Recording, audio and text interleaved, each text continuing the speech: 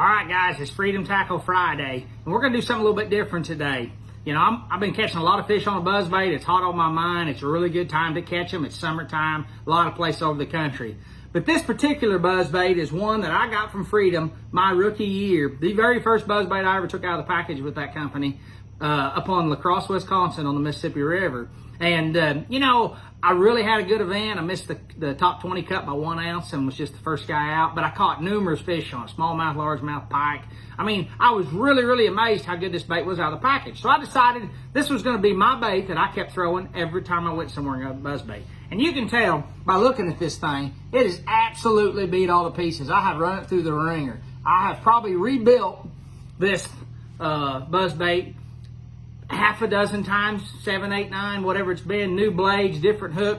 Changed the hook probably 30 or 40, but I wanted to see how long I could get out of a buzzbait from Freedom. I never had used this product. I didn't know anything about the wire, but as I've been with them and the more I've used it, the confidence I've gained is unbelievable. And I mean, this is my go-to buzzbait, but I'm going to show you how for like under $1, you can rebuild it and have a buzzbait to use on fun fishing days, practice days, and if it's out of the package fairly new, I throw it the very next day in the tournament again. But all I'm going to do is take this hook off. You can see I've pulled the blade already off because the rivet gave out and so did the blade, so I just took it off. But take that skirt off there, and that's how easy it comes off there. We're going to take our straight shank 5/0 hook. This is a 5/0 spinnerbait hook, and it's got that little keeper on there that actually comes on the bait. Now, this probably isn't the original one, but I keep using it off other ones, and I've built some and different things. But we're going to put that hook on there, and what you're going to do is put it on there actually backwards. You don't want to have it forward like you would think, or when it comes around, it's going to be upside down. So now you've got your hook on there. We're ready to go right there. So now we're going to just rebuild our blades. I've got a whole box of blades right here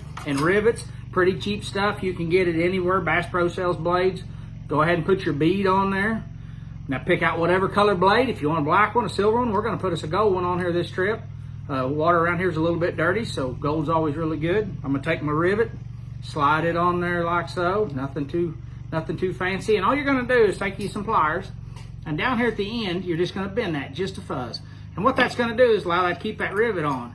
And then there's your bead and everything in line. But one thing I like to do too is take and put a little bit of a crimp on that, right there on that rivet. And what that's going to do is allow your blade to turn and your rivet to stay put, so that way they squeak against one another and make that sexy come hither, you know. But right out of the package, I've been really impressed with it. I don't know how many fish I'm going to catch on this before it gives up. Maybe I'll keep you informed when it finally does, but I went to great measures wading in the water before they go back and get this bait. I wanted to see how many fish I can catch on it, and I'm probably over 500 fish of different kinds all over the country. But until it quits, we're just going to keep on trucking. But that's how simple it's done. It's very affordable. So customize it right there with the Freedom Swing Head Buzzbait.